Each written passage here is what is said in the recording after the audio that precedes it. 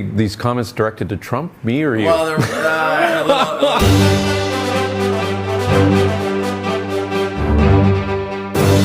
again, folks. My name is Lionel. I'm sitting here with Damiano, Bison's CFO, and we've had a couple of popular videos as of late. We had just before President Trump was brought into office, we had the Trump effect in trucking. Damiano laid out what his predictions were for the economy and our industry, and really they all came to fruition, so good on you there for that. We also had a secondary shoot, which was a Trump effect on trucking, a redo, I believe you called it there, but a year later. And now what we're going to do is just take a couple minutes to have a little bit of fun, but also provide some feedback. What we're going to be doing here is commenting on comments that we got. And we've actually answered a lot of the comments already, but I thought we could put this in video form. You may be wondering if the comments are directed at you or myself or Trump or Bison, and it's a little bit of all of that. So let's start off with the first one here. So we have, he has actually an icon you'll see on the screen that actually has a no BS as his profile picture. So you sort of know where this is going. Chef Carvin Bacchus, thank you for your comment, says, this dude didn't say anything. No. Just to play on words in the media. Damn.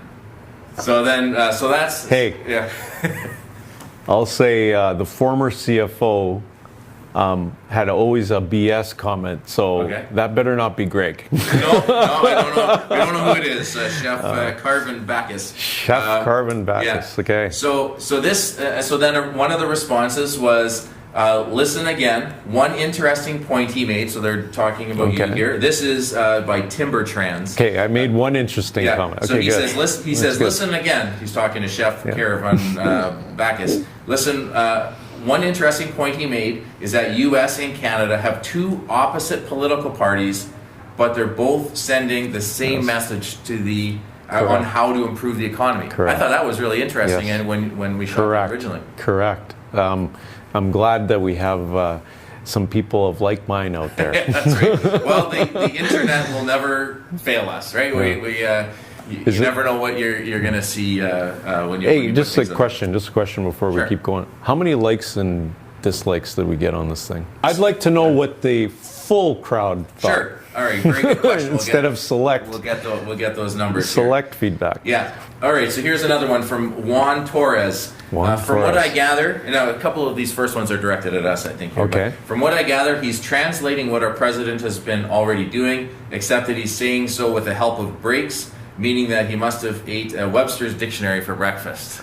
Nice. Did you tell him that I did that all in one cut? Yeah, I know. One cut. Yeah. There was no pause. There was no thinking. Well, actually, there was thinking. I shouldn't say it that way. There was preparation. Some people may think there was no thinking, but it was one cut, and it was by far the easiest interview I've ever done, where I asked a couple questions at the beginning and set the tone, and you just ran for about 10 minutes straight. And I was very impressed because even when you were taking tangents, it was clear that you were taking a tangent and what you were going to be talking about. So where sometimes we can get lost in the woods there. Yeah. The Webster Dictionary reference, that's interesting. I think that's like a bit of a compliment maybe to your I was going to say, word choice. I was going to say that I tend to use now, the online world as my dictionary. Oh, okay.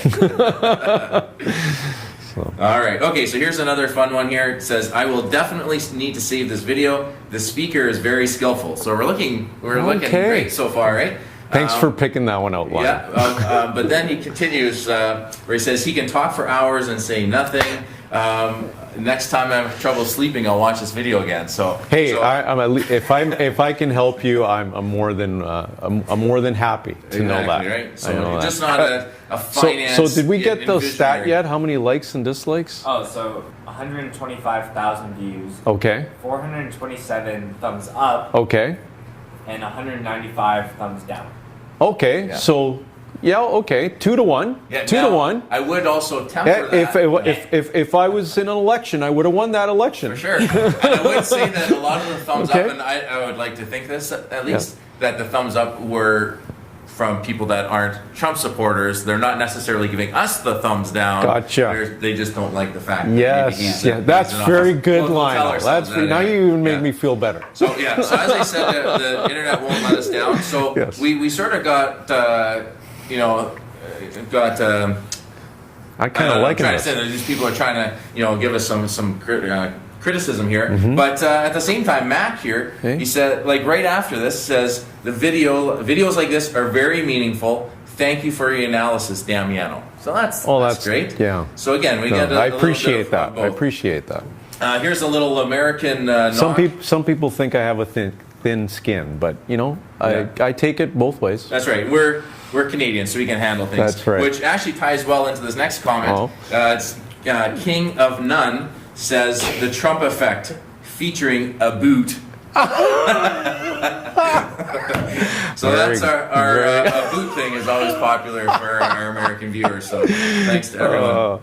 Okay. Ricky Harvey, this is about 5 months ago, had a really interesting comment. He says every politician should be made to sleep in a truck for a week and be made to go out there, leaving their family, and maybe U.S. truckers would get a pay raise, and truckers matter. So I thought that was pretty interesting, and definitely that's a common. Bringing it down to the grassroots. That's excellent. Yeah. Now I believe President Trump early on did get a picture, sitting in a truck and so on, but that's a little different than what Ricky is saying, where. Again, if people are actually spending time with walk in my professional drivers, shoes, exactly, walk in my shoes, yeah, exactly.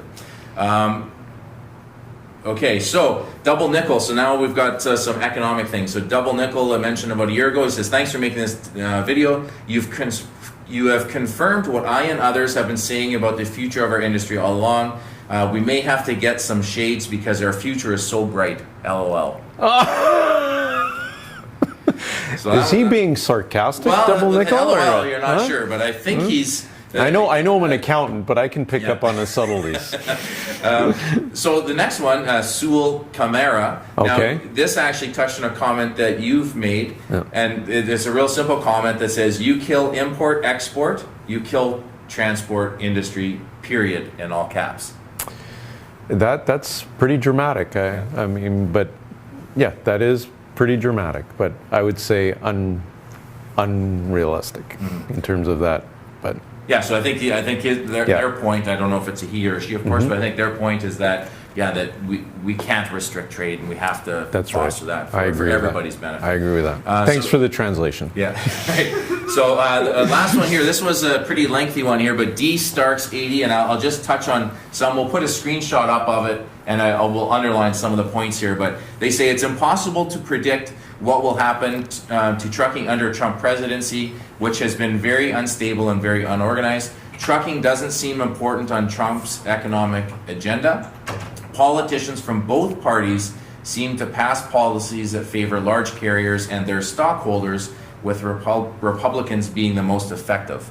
That's an interesting observation. I'd say I totally agree with the line of thinking.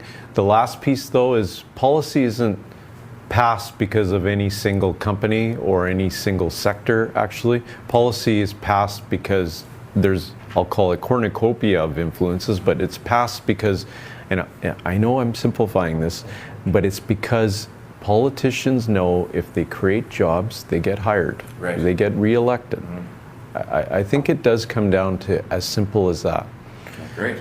And I've heard this comment, and the comment was made, and it was asked to, I'll call it wise president, and this is like back in the 80s. He said, if Joe Sixpack in the Midwest answers this question, I'll get reelected. And it is, am I better off than before so-and-so was elected? That's what guides their decisions, right? And I think with this last election, it was the negative answer to that question, which really inspired a lot of people. So we got to remember, I think, it is a very complex world, and politics very much is influenced by varying sources, but there is principles underlying what what you're trying to accomplish. That's great. Well, we'll put this comment up, and hopefully we get more comments from D Starks 80, because he actually goes, or he or she goes on quite a bit more. But what I was impressed with is they took time to have a well thought out. No, that's what I'm response. saying. It's well thought out. Yeah. And absolutely. After that initial comment I made, they also talked about national security and how it'll impact energy prices, which impacts imports and exports. That's good. Also, countries that import American-made food, American-made goods may impose tariffs. So he touched on that, and he says drivers have nothing to look forward to, and nothing will change regarding pay or treatment. And the treatment part really is a very common comment that we get on YouTube and our blog, especially with ELDs. Really. It needs to change how shippers are operating, as well as carriers. We all need to become more efficient and utilize drivers time better to maximize. Yeah, and I guess the way I'd describe it, and a professional driver, again, just to back up, I came from a middle class family, and my dad was a artisan carpenter, and his comment to me, and I worked with him as I was growing up, is he's saying, I'm the person that makes everything look good. I said, what do you mean, Dad? Nothing is ever flush, nothing is ever level. When I'm putting, call it finishings in a house, I actually have to make the changes to make it work. Okay. A professional driver actually deals with the inefficiencies in a supply chain.